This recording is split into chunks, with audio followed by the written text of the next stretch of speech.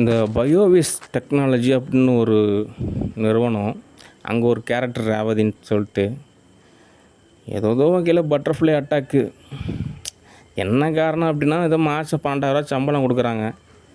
அந்த சம்பளம் வாங்குறதுக்கு யாரோ ஒரு நபரை பிடிச்சி நோண்டி விட்டோம்னா ஏதோ கொஞ்சம் சம்பளம் வாங்கிட்டு போயிட்டே இருக்கலாம்னு நினைக்கிறாங்க. ஆனால் தவிர ஒரு நிறுவனத்தை ஒழுங்காக நடத்தலாம்னு நினைக்க மாட்டேங்கிறாங்க. என்கிட்ட காசு இருந்தால் சரி, ஏதோ ஒரு குப்பை மாதிரி ஒரு கேஷ் இருந்தாங்க, எடுத்துகிட்டு போங்க, லாபமாக நஷ்டமாக வச்சு பொழைச்சிக்கிங்க, எனக்கெல்லாம் இது வேணாம் அப்படின்னு கூட நான் சொல்லி கொடுத்துருவேன். அந்தளவுக்கு கேஷ் இருக்கிறப்ப வந்தாங்கன்னா பரவாயில்ல. சும்மா ஏதோ வகையில் போட்டு சுரண்டுறது. ஓகே, அதனால் என்னுடைய பாதை அப்படின்றது தனித்துவம், உங்கள் பாதை அப்படின்றது வேறு. அதனால் நீங்கள் வேறு வகையில் பயணிக்கணும். நான் கேஷ் இருக்கிறப்ப நானே ஏதோ ஒன்று தோதானா கூப்பிடுவேன். ஓகே, மற்றப்பெல்லாம் எதிர்பார்க்காதீங்க, எரர் தான் ஏற்படும். ஓகே, சரி, அடுத்த தகவல். அதனால் இந்த ஸ்டூடியோவை பொறுத்த வரைக்கும் நிறையா கூற்று இருக்குது.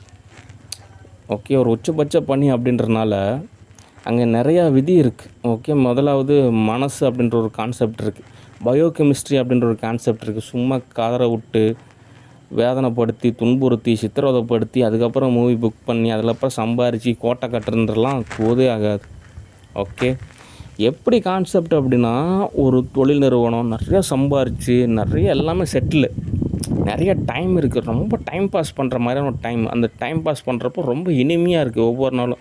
அதாவது எங்கேயாவது நம்ம சுற்றுலா போனோம் அப்படின்னா ஒரு வாரம் 1 மந்த்து ஸ்டே பண்ணுறப்போ இருக்கிற காசு மட்டும் செலவு பண்ணிவிட்டு அங்கே இருக்கக்கூடிய சூழலை என்ஜாய் பண்ணணும்ல, அந்த மாதிரி கேட்டகரியில் ரொம்ப நாள் இதே மாதிரி லைஃப் ஸ்டைல் அதுக்கப்புறம் ஏதாவது ஒரு பணி செய்யலாமே அப்படின்னு சொல்லிட்டு ஒரு திரைப்படம் தயாரிக்கிற மாதிரியான ஒரு ஸ்டேட்டஸ் தான். ஓகே, இங்கே ஒரு சில பேர் லைஃப் எதுதாங்க, சாப்பாடு இல்லைனா பரவாயில்ல, துணிமணி இல்லைனா பரவாயில்ல, இடம் இல்லைனா பரவாயில்ல, போராடிக்கிட்டே இருப்பாங்க. 3 வருஷம் 4 வருஷம் 5 வருஷம் 10 வருஷமானாலும் பரவாயில்ல, ஏதோ போராடிக்கிட்டே அப்படிலாம் ரொம்ப ரேர், ஒரு சில பேர் தான். ஓகே, அதுக்கப்புறமும் போராட்டம் அப்படின்றது ஒரு தொடர் கதையாக தான் இருக்கும். ஆனால் பயோகெமிஸ்ட்ரியில் அப்படி தோதாகாது. ஓகே, மனிதனோட இயல்பே ஆனந்தமாக இருக்கிறது தான் அப்படின்ற மாதிரி ஒரு கான்செப்ட் இருக்குது. அப்படின்றப்போ எப்படி எதிரும் புதிருமான ஒரு நிலை அப்படின்றது தோதாகும். அதாவது இந்த ஸ்டண்ட்டு காட்சியெல்லாம் ஆரம்ப காலகட்டத்தில் ரொம்ப சீரியஸாக இருக்கும். ஒரு ஆக்ஷன் சீன் எடுக்கிறோம் அப்படின்னா ரொம்ப எல்லோரும் ஒரு எமோஷ்னலாகவும் இருப்பாங்க, ரொம்ப ஒரு இதாக இருப்பாங்க. ஆனால் இந்த சைனாவில் ஆக்டர் ஜாக்கி சான் அவர் ஸ்டண்ட்டு காட்சி ஒரு நகைச்சுவையாக எடுத்தார். அதில் தான் அவர் ஃபேமஸ் ஆனார். அதனால் உங்களுக்கு தூரத்துலேருந்து பார்க்குறப்போ ஒரு எமோஷ்னல் காட்சி அப்படின்ற மாதிரி தான் இருக்கும். ஆனால் அந்த காட்சியை நம்ம எடுக்கணும்னா உச்சபட்ச ஒரு ஆனந்த நிலையில் இருக்கணும். அதாவது இந்த ஆனந்தம் அப்படின்றது தமிழில் சொல்லப்படக்கூடிய ஒரு இன்பத்துக்கான ஒரு வார்த்தை அப்படின்ற மாதிரியான ஒரு வார்த்தை தான், ஒரு சொல் அப்படின்றது தான். அது ஒரு தனிப்பட்ட ஒரு நபரை சொல்கிறது கிடையாது. ஓகே, அதனால் உள்நிலையில் அந்தளவுக்கு, அகநிலையில் அந்தளவுக்கு ஒரு நல்ல ஒரு மகிழ்வான நிலையில் இருக்கிறப்ப தான் ஒரு எமோஷ்னல் காட்சி நம்ம படப்பிடிக்கிறதுன்றது தோதாகும். ஓகே, இதெல்லாம் கெமிஸ்ட்ரி லெவலில் நீங்கள் படிச்சிருந்தீங்கன்னா புரியும். ஓகே, இந்த மாதிரி நிறையா கூற்று மேட்ச் ஆகணும். ஓகே, அதனால் ஆர்டிஸ்ட்டை பொறுத்த வரைக்கும் இந்த மாதிரி திரைப்பட கல்லூரியில் படித்தேங்க, 10 வருஷம் படித்தேங்க, ஒரு 5 வருஷம் ட்ரைனிங் வேலை செஞ்சேங்க அப்படிலாம் இருந்தால் ஓகே. ஏதோ 4 படம் பார்த்தோம், 2 படம் வாய்ப்பு கிடச்சிச்சு, ஓரளவுக்கு காசு சம்பாரித்தோம், இப்போ எதுவுமே இல்லை, நீங்கள் போது பார்த்தீங்கன்னா பரவாயில்ல அப்படின்னா ரொம்ப சிரமம். ஓகே, இப்போது ஸ்டூடியோவில் சம்பாரித்து அந்த காசை வச்சு நான் கோட்டை கட்டுறதெல்லாம் ரொம்ப சிரமம். ஏன்னா வரவுக்கும் செலவுக்குமே சரியாக போயிடும். இது இன்சூரன்ஸ் பாலிசி, அந்த பாலிசி, அவங்களுக்கு தொகை, இவங்களுக்கு தொகை, கம்முன்னு ஸ்டூடியோவை இழுத்து மூடிட்டு ஏதோ நார்மல் மனுஷன் மாதிரி ஏதோ ஒரு வேலைக்கு போயிட்டு சம்பாதிக்கிறதே எவ்வளோ பெட்டர் ஆப்ஷன் மாதிரி தான். ஓகே, ஏன்னா ஸ்டூடியோவில் ஒரு நாளைக்கு ஒரு 1000 ரூபா கிடச்சா கூட ஒன்றும் தெரிவிக்காது. என்றைக்கோ காசு கிடைக்கும், 1 வருஷம் 3 வருஷம் 5 வருஷத்துக்கு அப்புறம். அது வரைக்கும் நரகத்தை அனுபவிக்கணும் அப்படின்ற மாதிரியான ஒரு சூழல் அப்படின்றது சரி வராது. ஓகே, அதாவது தினந்தோறும் ஏதாவது துன்பம், சண்டை, சச்சரவு, போட்டி, பொறாமை எதுக்கு?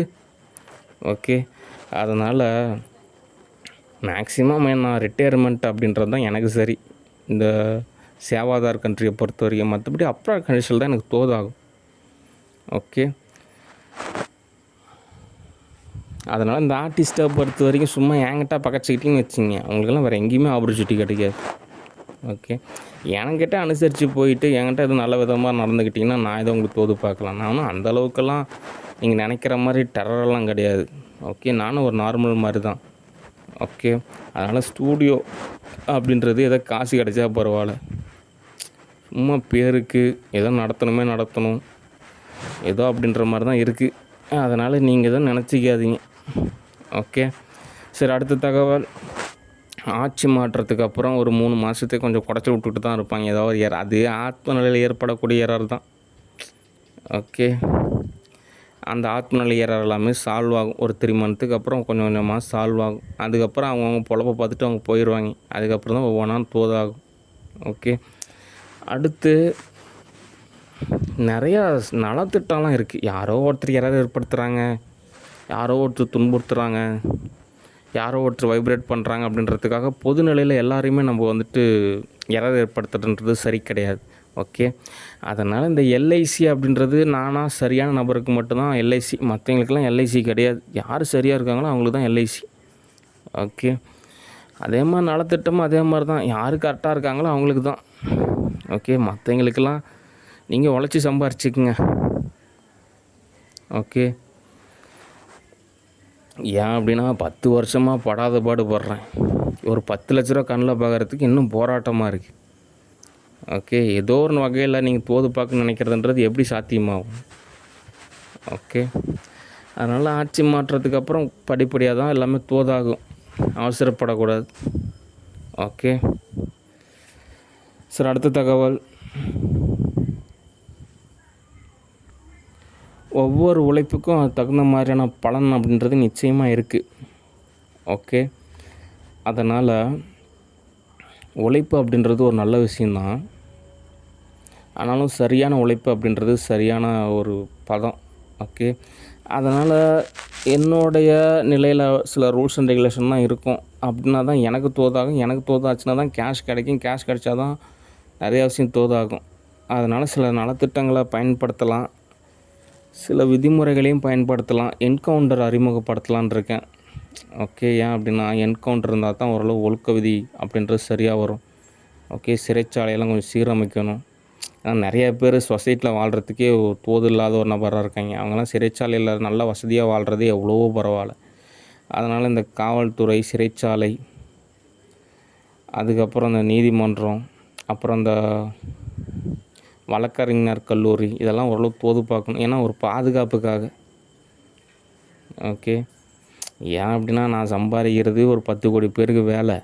அதில் நிறையா விதத்தில் கவர்மெண்ட்டுக்கு டேக்ஸ் கட்டுறேன், எவ்வளோ பெனிஃபிட் கொடுக்குறேன். ஆனால் இருந்தாலும் எரர் அப்படின்றப்போ எல்லாருக்குமே லாஸு தான். ஓகே. எனக்கு எதாவது எரர் ஏற்படுறப்போ நான் ஷூட்டிங் வர மாட்டேன், புக் பண்ண மாட்டேன்.